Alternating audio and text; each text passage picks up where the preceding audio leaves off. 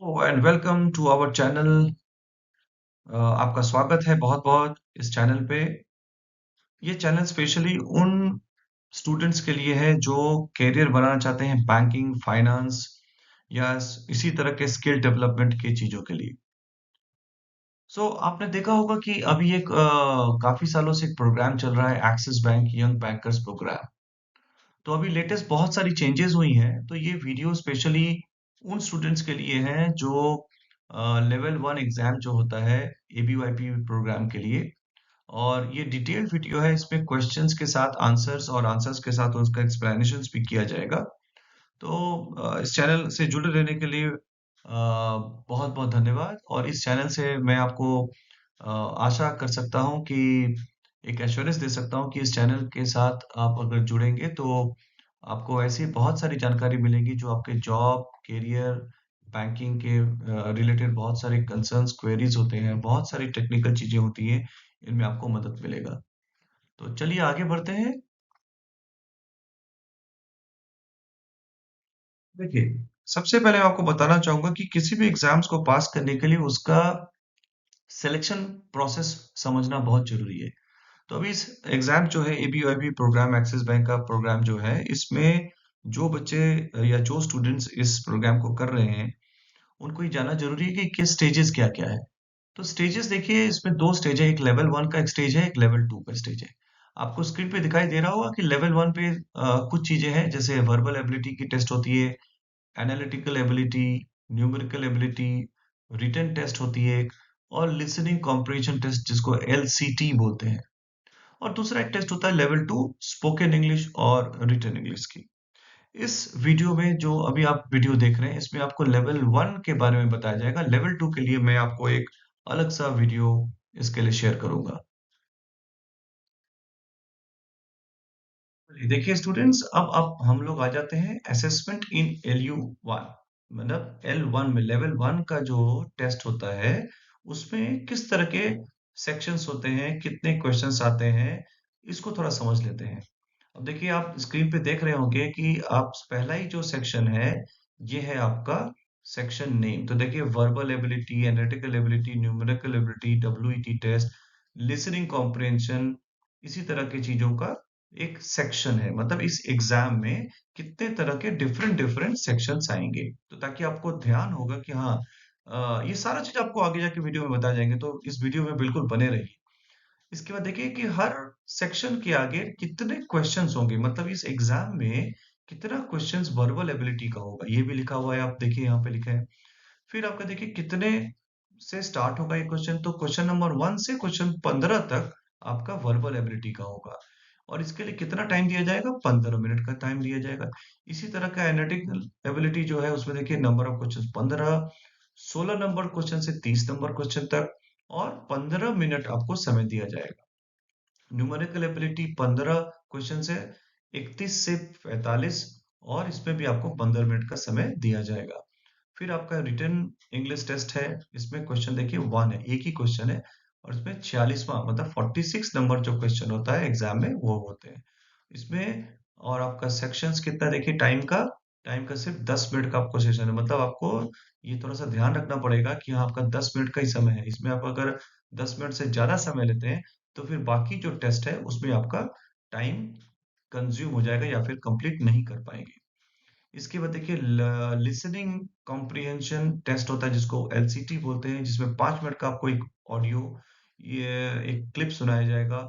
इसके लिए कौन सा देखिए, 47 से लेकर 51 नंबर ऑफ क्वेश्चन है। और फिर आपका टाइम स्लॉट कितना देखिए इसके लिए, 5 मिनट। तो 5-5 मिनट के ये क्वेश्चन होते हैं। ठीक है, आशा करता हूँ आपको ये असेसमेंट्स का जो स्ट्रक्चर है इस एग्जाम्स का, ये आपको समझ में आ गया होगा। चलिए आगे बढ़ते हैं।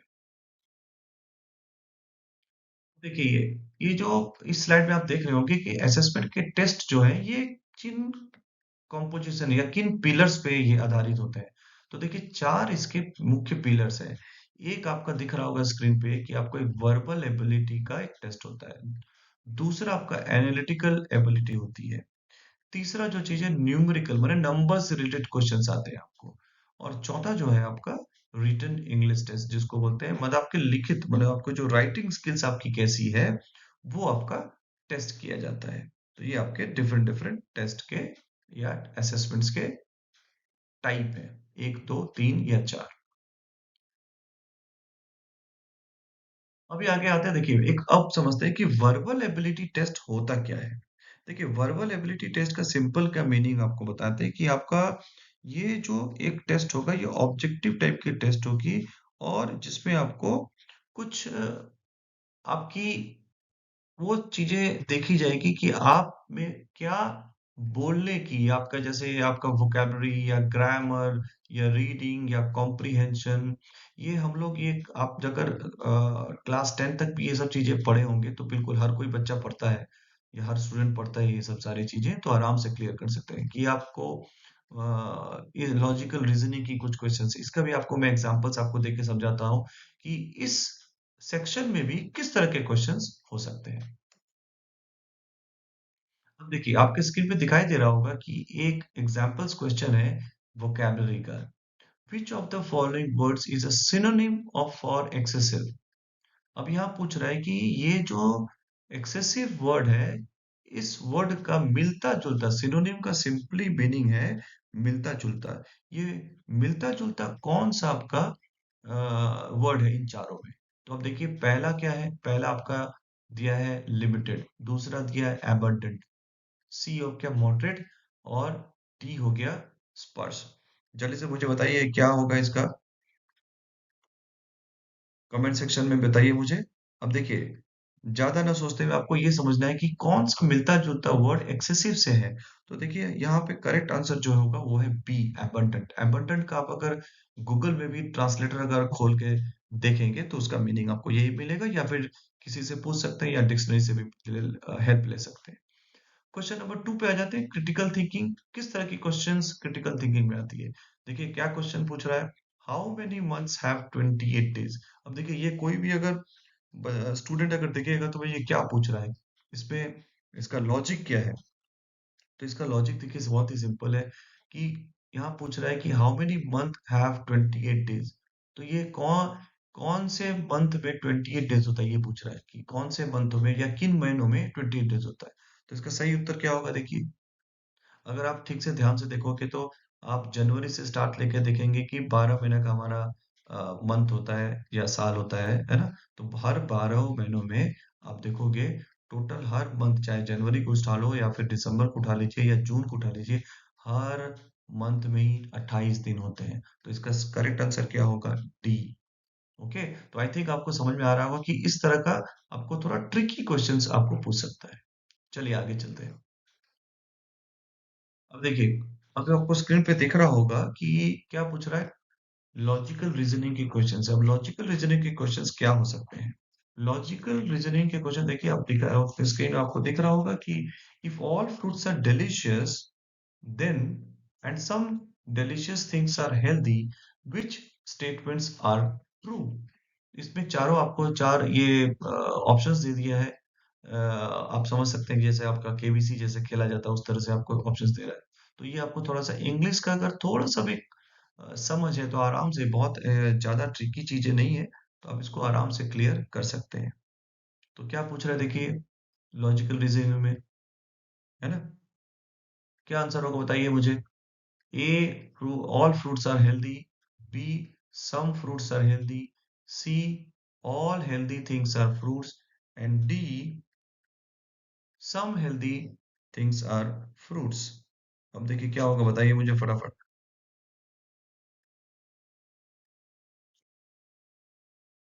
तो इसका पहला जो क्वेश्चन है इसका आंसर होगा क्या। अब देखिए इसमें कंपैरिजन कर रहा है कि भाई क्या इन दोनों में लॉजिक क्या बैठ रहा है इन चीजों में। तो अब अगर इसको ध्यान से देखेंगे तो इसका आंसर आपको बिल्कुल समझना, जिसका करेक्ट आंसर है D, some healthy things are fruits. क्या आप देखिए लॉजिक क्या है, if all fruits are delicious and some delicious things are healthy, तो इन दोनों स्टेटमेंट को सोच करके क्या स्टेटमेंट नीचे जो दिया गया है ये फिट बैठा है, तो थोड़ा सा लॉजिक बिठाने में आपको समझ में आ जाएगा। अब आ जाते हैं नेक्स्ट क्वेश्चन पे, verbal analogies. Book is to read, तो टीवी इज टू क्या। अब यहाँ पूछ रहा है कि अगर किताब पढ़ने के लिए है तो टीवी क्या चीज के लिए है। सो टीवी इसका देखिए क्या आंसर होगा, टीवी हम क्या करते हैं? क्या हम लिसन करते हैं? क्या हम ब्राउज करते हैं? क्या हम प्ले करते हैं? अगर बोलेगा टीवी देखते हैं तो watch. Correct answer is a, watch. चलिए आगे चलते हैं। अब आते हैं एनालिटिकल। एनालिटिकल स्किल्स का क्या मतलब होता है? अब देखिए स्क्रीन पे आपको दिखाई दे रहा होगा कि analytical skills is the skill to solve complex problem. अब देखिए इस तरह का प्रश्न आपको क्यों होता है? क्योंकि बैंक में भी आप काम करोगे अगर, तो आपको बहुत सारी चीजें, बहुत सारे सिचुएशंस आपको रहेगा। तो ये उसी तरह की चीजों को कि कोई भी स्टूडेंट अगर जा रहा है तो कम से कम उसको ये क्वालिटी उसके दिमाग में बिल्कुल हो कि कॉम्प्लेक्स प्रॉब्लम्स को कैसे सिंप्लीफाई या सिंपल तरीके से सॉल्व किया जा सके। इसी चीज का नाम है एनालिटिकल टेस्ट।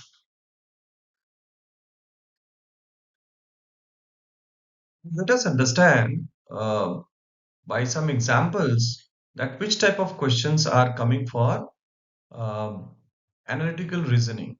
So ये क्वेश्चन से आपको थोड़ा आइडिया हो जाएगा कि what type of questions are coming for analytical reasoning, या एनालिटिकल रीजनिंग में ये इस तरह के किस तरह के क्वेश्चंस आते हैं।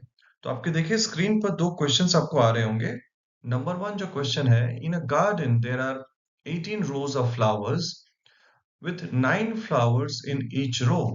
If half of the flowers are red and the rest are yellow, how many flowers are yellow? तो ये पूछ रहा है कि चार इसमें ऑप्शंस आपको दिए गए हैं कि गार्डन में 18 रोज हैं फ्लावर्स के, जिसमें कि 9 फ्लावर्स एक रो में है, और उसका जो हाफ है उसमें रेड है और हाफ जो है वो येलो है। तो टोटल जो फ्लावर्स है इसमें येलो कितने हैं ये पूछ रहा है। इसमें ऑप्शन 81, 72, 90 एंड 54। अब देखिए दूसरा क्वेश्चन को चलते हैं। John is a twice as old as Peter was, and when John was as old as Peter is now, if some of their ages is 48, how old is John? इसमें भी देखिए चार ऑप्शंस दिया है। A 32, B 24, C 36 and D 40।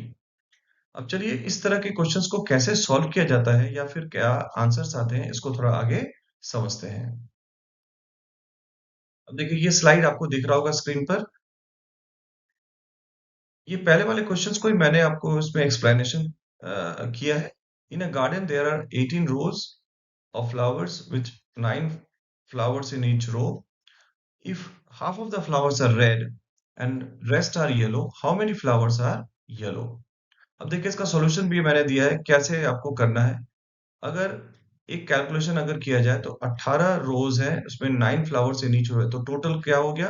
Total आपके देखिए 162 हो गए। देन इसको अगर डिवाइड करेंगे 2 से, तो 162 को 2 से डिवाइड करेंगे तो इसको कितना आता है? 81। So the correct answer is a 81। तो इसमें आपको टिक मार्क कर देंगे ए 81। राइट, तो करेक्ट आंसर आपका हो गया ए 81। इसी तरह के सिंपल आपके माने कैलकुलेशंस आते हैं जिसको आपको थोड़ा सा अगर दिमाग लगाओगे और अगर एलिमेंट्री लेवल पे आपकी थोड़ी सी भी मैथ्स अच्छी होगी तो आप बिल्कुल इसमें पास कर जाओगे। चलिए नेक्स्ट क्वेश्चन में चलते हैं। अब देखिए नेक्स्ट जो क्वेश्चंस आपको दिख रहे हैं वो उनका स्क्रीन पे देखिए। John is a twice as old as Peter was when John was as old as Peter is now. If the sum of their ages is 48, how old is John? इसमें भी चार ऑप्शंस आपके पास है। अब देखिए क्या बोल रहा है इसमें, थोड़ा सा इसको देखिए सॉल्यूशन की तरफ। कैलकुलेशन कैसे करेंगे? एज ऑफ द पीटर को लेंगे, अगर x ले लेते हैं, then John will be 2x। मतलब आप देखिए सवाल के हिसाब से डबल उसको बोल रहा है, ट्वाइस एज ओल्ड बोल रहा था। ठीक उसी तरह now the question is asking for 48। अगर उसका एज 48 है तो जॉन की एज क्या पूछ रहा है? तो हम लेते हैं x plus 2x equals to 48 algebra के हिसाब से, and then x plus 2x sum equals to 3x equals to 48। Now अब इसको कैसे सॉल्व करेंगे? देखिए अब हमको x को निकालना पड़ेगा, तो 48 को डिवाइड करेंगे 3 से, आगे हमारा 16। देन अब हमारा x का वैल्यू कितना हो गया? 16। अब x was John and his age is coming now 16. So now Peter का एज क्या होगा? जॉन के एज से डबल, तो 16 इंटू 2 हो गया 32। So the correct answer is 32, और इसका सही ऑप्शन है ए। तो इसको हम फटाक से टिक मार्क कर देंगे, ए इज द करेक्ट आंसर।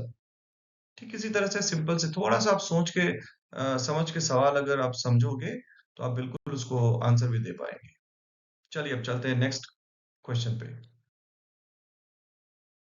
अब आ जाते हैं, नेक्स्ट टॉपिक हमारा है न्यूमेरिकल टेस्ट। न्यूमेरिकल टेस्ट क्या होता है थोड़ा सा समझ लेते हैं। न्यूमेरिकल टेस्ट बहुत ही सिंपल शब्दों में आपको समझाने की अगर कोशिश करते हैं तो ये एक टेस्ट होती है जहां नंबर्स के रिलेटेड कुछ क्वेश्चंस पूछे जाते हैं। चाहे इसमें मैथमेटिक्स का कॉन्सेप्ट अगर हो जाए या फिर quantitative information related to algebra, geometry, statistics. अब देखिए बैंक में आप जा रहे हैं तो नंबर्स का ही खेल है। आप जैसे स्टार्टिंग फ्रॉम कैलकुलेशन ऑफ आप कैश करेंगे तो भी आपका नंबर्स है। आप अगर एंट्री करते हैं कंप्यूटर में वहां भी आपको डिजिट्स या डेटा लेके ही काम करना है। तो इसलिए थोड़ा सा आपका न्यूमेरिकल टेस्ट भी लिया जाता है। चलिए अब देखते हैं आगे कि किस तरह का सवाल इस न्यूमेरिकल टेस्ट में आते हैं। अब देखिए आपके स्क्रीन पे एक सवाल आ रहा होगा। Numerical reasoning, if you buy an item for rupees 40 and sell it for 60, what is the percentage of profit made. यहाँ पूछ रहा है कि अगर आप कोई भी सामान 40 रुपए से खरीदते हैं और उसको सेल करते हैं 60 रुपए में, तो आपको कितना परसेंटेज प्रॉफिट होता है। तो उसमें चार ऑप्शंस भी दिए गए आपको, 30%, 20%, 40% या 50%। अब इसको अगर देखिए, अगर नेक्स्ट क्वेश्चन कैसे हो रहा है, 3x + 7 इक्वल्स टू 25, इसमें फिर चार ऑप्शन दिए गए हैं। What is the next number in the sequence. तो ये आपको न्यूमेरिकल एबिलिटी को टेस्ट करने के लिए इस तरह के क्वेश्चंस आपको दिए जाते हैं। अब देखिए इसको हम आगे सॉल्व करके भी आपको दिखाते हैं कि इस क्वेश्चंस को कैसे आप सॉल्व करेंगे। चलिए आगे चलते हैं। अब देखिए अगर सवाल अगर आप देखे होंगे तो उसमें न्यूमेरिकल एबिलिटी जो था, if you buy an item for rupees 40 and sell it for 60, what is the percentage. अब देखिए हम लोग ये जो सवाल है एकदम बेसिक मैथमेटिक्स हम लोग अगर क्लास 5 6 में करे होंगे तो उसका सवाल है।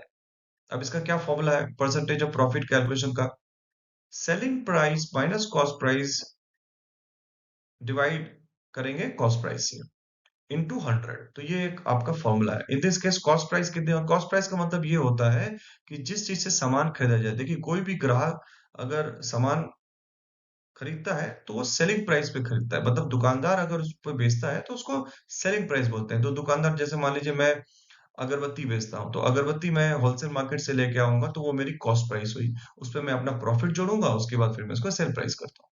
तो कॉस्ट प्राइस, तो कॉस्ट प्राइस यहाँ पे कितना है 40, सेलिंग प्राइस है आपका 60। तो परसेंटेज का फॉर्मूला लगा दीजिए फिर, 60 minus 40 divided by 40 into 100 equals to 20। 60 minus 40 20 आ गया, और इसको डिवाइड करेंगे 40 से, इंटू 100 कर देंगे।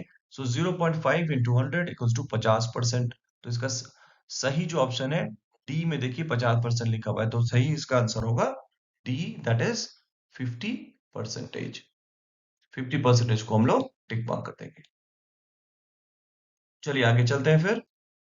अब देखिए नेक्स्ट क्वेश्चन क्या है, solve 3x + 7 equals to 25, choose the correct option. अब इसमें फिर चार ऑप्शन आपको दे दिया गया है कि ये ए बी सी डी में से कौन सा सही ऑप्शन है। अब देखिए सॉल्यूशन मैंने आपको स्क्रीन पे दिखा भी रहा है कि 3x, ये देखिए थोड़ा सा एल्जेब्रा रिलेटेड सवाल है, जो थोड़ा सा एल्जेब्रे में सवाल आती थी आपके स्कूल टाइम पे, आपको उसी तरह का क्वेश्चंस का आंसर आपको थोड़ा सॉल्व करना पड़ेगा। So 3x equals to 25 minus 7। अब 3x equals to 25 minus 7 equals to 18। अब ये कहां से आया, अब यहाँ पे x को पहले निकालते हैं अलजेब्रा में। तो x equals to 18 divided by 3 equals to 6। तो इसका सही आंसर होता है a। अब देखिए स्क्रीन पे आपको दिख भी रहा होगा, a इक्वल्स टू 6, ये आपका करेक्ट आंसर हो गया। नेक्स्ट जो टेस्ट होती है ये आपका है रिटन इंग्लिश टेस्ट, जिसको बोलते हैं हम लोग WET। अब ये टेस्ट जो होता है थोड़ा बता दूं आपको, ये लैंग्वेज प्रोफिशिएंसी, क्योंकि आप बैंकिंग में जा रहे हैं, बैंकिंग की तैयारी कर रहे हैं, तो आपको थोड़ा सा बोलचाल की भाषा भी आपकी सही होनी चाहिए, क्योंकि आप क्लाइंट के साथ डील करेंगे, कस्टमर्स के साथ डील करेंगे, तो आपको थोड़ा सा ग्रामर, थोड़ा सा वोकैबुलरी, आप मान लीजिए मेल लिखते हैं तो थोड़ी सी आपकी इंग्लिश भी थोड़ी सी अच्छी आनी चाहिए।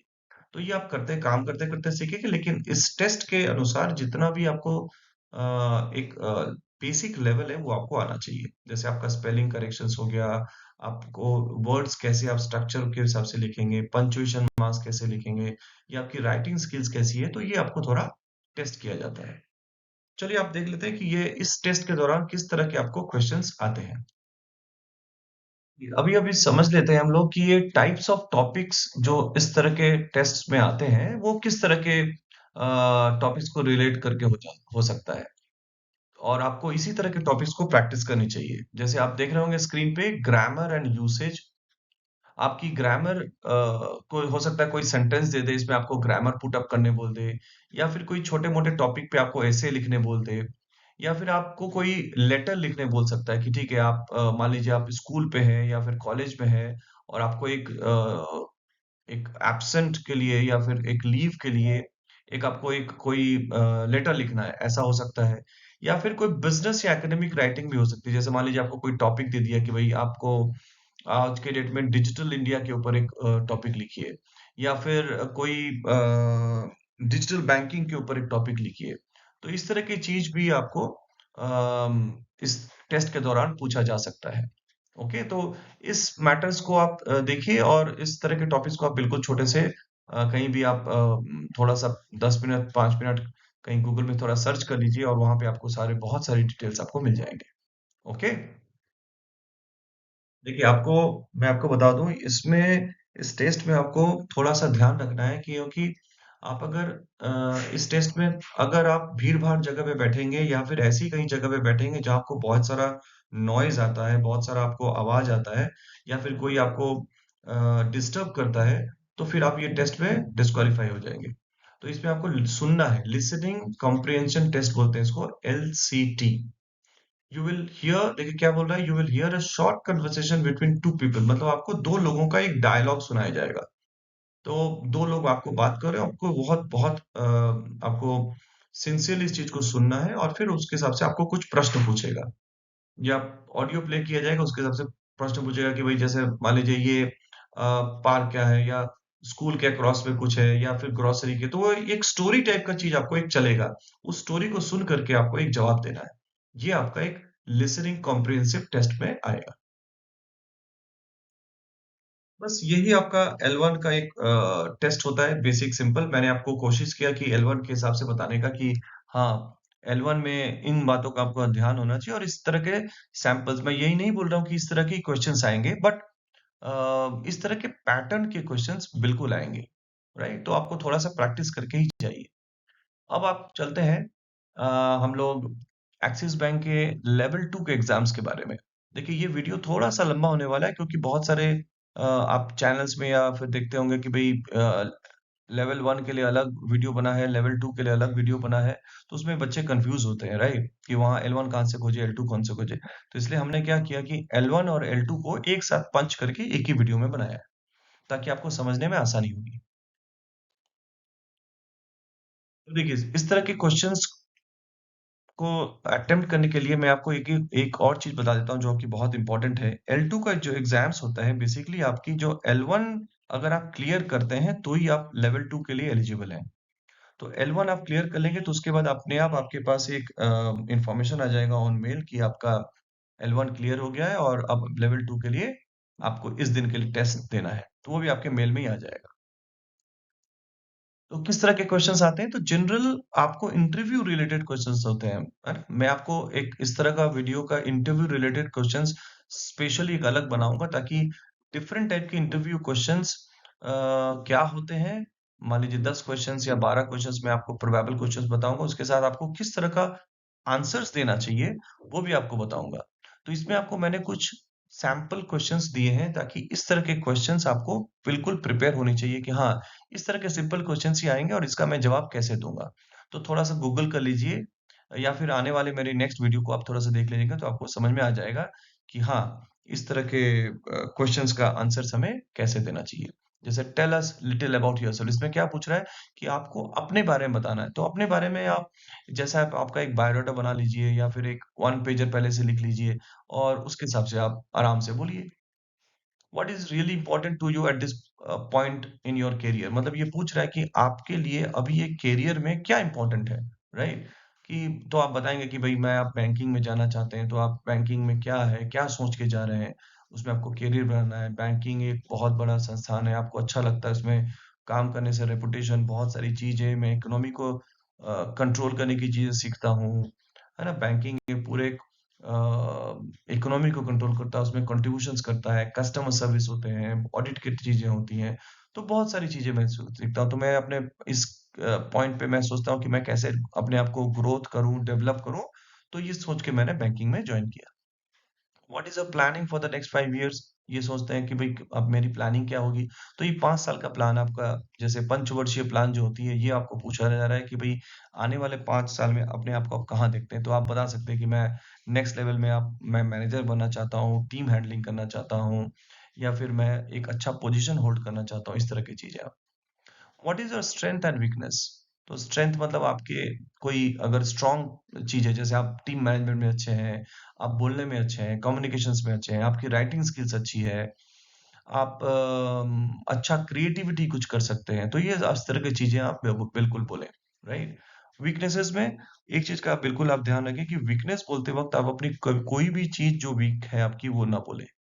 उसको आप कैसे बोलेंगे? जो आपका स्ट्रेंथ है उसी चीज को आपको वीकनेस के हिसाब से दर्शाना है। जैसे मैंने आपको एक एग्जांपल देके बताना चाहूंगा कि जैसे मैं बोलूं कि मैं, मेरी वीकनेस है कि मैं काम को टाइम के हिसाब से करता हूँ, तो ये मेरी एक वीकनेस है। हालांकि आपकी ये वीकनेस है कि मैं, मुझे कोई भी काम दिया जाता है तो मैं टाइम के हिसाब से कर देता हूँ। ये एक मेरी वीकनेस, मैं काम को छोड़ के नहीं रखता। तो हालांकि आप बताना चाहते हैं कि आप एक टाइम पंचुअल एक मैनेज करते हैं चीजों को सिस्टम से। आपकी ये वीकनेस भी है क्योंकि आपको काम को फेंक के नहीं रह सकते। ये आपकी वीकनेस है। तो एक कॉर्पोरेट कल्चर में ना थोड़ा सा इस तरह से डिप्लोमेटिक जवाब दिया जाता है। What makes you happy? आप खुश किससे होते हैं? तो इसको भी आप थोड़ा सवाल ऐसे जवाब दे सकते हैं कि अम, मुझे लोगों का मदद करना अच्छा लगता है, मुझे कस्टमर सर्विस अच्छा लगता है, जब मैं किसी के लिए हेल्प करता हूँ तो मुझे अच्छा लगता है, या फिर मुझे कहीं भी जाना अच्छा लगता है, मैं किसी को अगर देखता हूँ कि खुश कर सकूँ तो वो मुझे ज्यादा अच्छा लगता है। तो ये ऐसी चीजें। व्हाट मेक्स यू यूनिक, इसमें आपको पूछ रहा है कि आपकी कोई ऐसी क्वालिटी है जो आप यूनिक है। जैसे आप बोल सकते हैं कि नहीं, मैं बहुत अच्छा वक्ता हूँ, या फिर मुझे कन्विंसिंग स्किल बहुत अच्छी आती है, या फिर मैं सेल्स में बहुत अच्छा हूँ, या फिर मुझे कंप्यूटर स्किल्स बहुत अच्छी आती है, मैं बहुत अच्छा टाइप कर सकता हूँ, राइट। तो इस तरह की यूनिक चीजें जो आपको अच्छी लगती है, या फिर जो आपके अंदर है, जो गुण है, वो आप बिल्कुल इस तरह की चीजों को बता सकते हैं। सिर्फ एक चीज का ध्यान रखिएगा कि वाइल टॉकिंग ओवर टेस्ट, जो भी आपके टेस्ट होंगे उसके बाद आप बात करेंगे, तो आप बिल्कुल हिंदी का प्रयोग ना करें, उसमें बिल्कुल इंग्लिश बोलें। चलिए आगे चलते हैं। अब आ जाते हैं हम लोग वीडियो के एंड में। जैसा कि मैंने आपको बताया था कि आप अगर पूरा वीडियो देखते हैं तो आपको एंड में कुछ डूज एंड डोंट्स मैं बताऊंगा। डूज एंड डोंट्स देखिए जानना बहुत जरूरी है। आप भले ही आप बहुत अच्छा प्रिपेयर किए हैं, लेकिन आपको अगर पता नहीं है कि कहाँ पाँव रखना चाहिए और कहाँ पाँव नहीं रखना चाहिए, तो मैं बताना चाहूंगा कि आपको लैंड माइन्स हर जगह पीछे रहते हैं, है ना, बूम करके उड़ जाएंगे। तो ये आप बिल्कुल ध्यान रखिए कि एग्जाम्स में डूज क्या है। तो candidate has to upload recent passport. बिल्कुल आप अपना बचपन वाला या 3 4 साल 5 साल पुराना वाला फोटो अपलोड नहीं करें। आप बैंक में जा रहे हैं तो ये बिल्कुल मानसिकता या अपनी मेंटेलिटी बना के रखिए कि हाँ, आपको रीसेंट पासपोर्ट साइज, कोई भी आपको गलत काम, झूठ, मक्कारी या किसी भी तरह का गलत काम नहीं करना है। एक चीज और बताएंगे, जो कि आप बैंकिंग में जा रहे हैं तो आपको वेल ड्रेस्ड होके ही टेस्ट दीजिए, चाहे वो L1 दे रहे हैं, चाहे वो L2 दे रहे हैं। कोई भी टेस्ट आप बिल्कुल अच्छे से कपड़ा पहन के, बिल्कुल आप शैबी लुकिंग में, या फिर आपका फेस थोड़ा सा अच्छा नहीं है, ठीक ठाक नहीं है, तो उस पे आप बिल्कुल कोशिश करिए। अगर पॉसिबल हो सके तो फॉर्मल शर्ट्स पहनिए। लड़के या लड़कियों को बोलते बता रहा हूँ, आप कोई भी वेस्टर्न अटायर या इंडियन अटायर भी पहन सकती हैं, लेकिन उसको थोड़ा फ्रेश हिसाब से बैठिए। और अटेंटिव रहिए, है ना, क्या सवाल पूछा जा रहा है। पॉजिटिव रहिए, आपके बॉडी पोस्चर कभी भी लीन मत रहिए कि, या फिर आप सोते सोते या फिर कहीं भी सोफा में जैसे रिलैक्स वे में पोजीशन में बैठे, वैसा टेस्ट का टाइप का टेस्ट मत दीजिए जब आपका ये L1 और L2 टेस्ट होता है। तो देखिए ये प्रॉक्टरिंग का टेस्ट है। आपको सब जो पीछे एग्जामिनेशन बैठे रहते हैं, जो आपको चेक करते रहते हैं, इवैल्यूएशन करते रहते हैं, वो ये सारा चीज रिकॉर्डिंग देखते रहते हैं। तो आपको किसी भी तरह का ऐसा चीज हुआ तो आपको वो डिस्क्वालीफाई कर सकते हैं। और बात करते वक्त एक चीज का और ध्यान रखिए कि आपकी वॉइस जो है वो क्लियर होनी चाहिए और आपका इंटरनेट स्ट्रांग होना चाहिए। ये देख चेक कर लीजिए, अगर आपके पास वाईफाई है तो देख ठीक ठाक से रखिए। अगर आप अपने मोबाइल हैंडसेट से इंटरनेट ले रहे हैं या हॉटस्पॉट से, तो उसको भी इंटरनेट को ठीक ठाक रखिए, या फिर कहीं पहले ही इस जगह पे बैठ जाइए जहाँ पे आपका इंटरनेट कनेक्शन सही है। Candidate must be checking mail boxes. ये देखिए बहुत जरूरी है। आप इंटरनेट का जमाना है, ईमेल का ही जमाना है। पहले आप जैसे चिट्ठी आती थी वैसे चिट्ठी नहीं आएगा, तो आपको मेल बॉक्सेस में आप बिल्कुल चेक करिए। स्पैम फोल्डर्स में भी बहुत सारे इंफॉर्मेशन चले जाते हैं, तो बिल्कुल आप डेली एक बार आप अपना ईमेल चेक कर लें कि एग्जाम्स के बारे में या डिटेल कुछ आया है क्या। और अपना तैयारी करिए टेस्ट के लिए, है ना, प्रैक्टिस करिए ज्यादा, क्योंकि हम लोग जानते हैं practice makes a man perfect. Man मतलब वुमन भी। माल प्रैक्टिसेस स्ट्रिक्टली प्रोहिबिटेड, ये कुछ डोंट्स हैं। किसी भी तरह की चोरी या मैं आपको पहले ही बता रखा हूँ कि बैंक में जा रहे हैं तो आपको चोरी जो शब्द है उसको भूल जाइए, पकड़े जाएंगे। किसी भी तरह की आप अगर कोशिश कर रहे हैं, जैसे मान लीजिए कोई पीछे से आपको कुछ बता रहा है या आपके आईज फ्लिकिंग कर रहे हैं, या फिर आप जब बात करते रह रहे हैं तो फिर आपको आपसे मिमिक्री कर रहे हैं लेकिन आपके बदले में कोई दूसरा कोई बोल रहा है, ये सब चीज का बिल्कुल ध्यान रखिए, नहीं तो आप डिस्क्वालीफाई हो जाएंगे। वहां पहुंचने के बाद भी आप डिस्क्वालीफाई हो जाएंगे, भले ही आपका एग्जाम्स के मान लीजिए इसमें प्रोबेबिलिटी आ गया कि हाँ ठीक है ठीक है ठीक है, बट अगर वहां मिला कि नहीं आपने चोरी करके एग्जाम पास किया है, तो फिर आप डिस्क्वालीफाई होकर बिल्कुल बैक टू पेविलियन अपने घर पे वापस भेज दिए जाएंगे। प्रॉम्प्टिंग और सपोर्टिंग इज नॉट अलाउड। जैसा मैंने आपको बताया कि आपको किसी भी तरह से मदद नहीं लेनी है। आप अगर प्रिपेयर नहीं है तो एग्जाम मत दीजिए, नेक्स्ट अटेम्प्ट में दीजिए, बट किसी भी तरह की चोरी या कोई भी चीज का आपका हेल्प एंड सपोर्ट किसी से ही मत लीजिए। आप शांत किसी कमरे में जाके या किसी जगह पे ऐसा बैठिए जहाँ पे आप आराम से टेस्ट दे पाए। ये बहुत सिंपल टेस्ट है, इसके लिए आपको चोरी की बिल्कुल मदद नहीं लेनी चाहिए। सो एट लास्ट ये हमारा वीडियो एंड होने के कगार पे आ गया। तो थैंक्स फॉर वॉचिंग, आप इतना अपना समय दी मूल्यवान। जो भी स्टूडेंट्स इस वीडियो को देख रहे होंगे, वो अपने अपने फ्रेंड सर्कल में भी इस वीडियो को शेयर करें। और अगर आपको ये वीडियो कहीं भी आपको अच्छा लगा होगा या आपको इससे कुछ मदद मिली होगी कि हाँ हमने इससे कुछ सीखा, तो इस वीडियो को लाइक और सब्सक्राइब करिए। एंड कोई अगर कमेंट है तो बिल्कुल इसमें इस वीडियो के कमेंट सेक्शन में बिल्कुल लिखिए कि हाँ इस तरह के क्या वीडियोस और आप देखना चाहते हैं, सो दैट इस तरह के आने वाले समय में आपको और भी इस तरह के लर्निंग वीडियोस आपको बनाता रहेंगे। और ज़्यादा जानकारी के लिए बैंकिंग, फाइनेंस या इस तरह के स्किल डेवलपमेंट की चीज़ों के लिए आप हमारे इस चैनल को बिल्कुल सब्सक्राइब करिए, ताकि आने वाले समय में आपको इस तरह की और जानकारी मिलती रहे। Thank you, bye bye and good luck.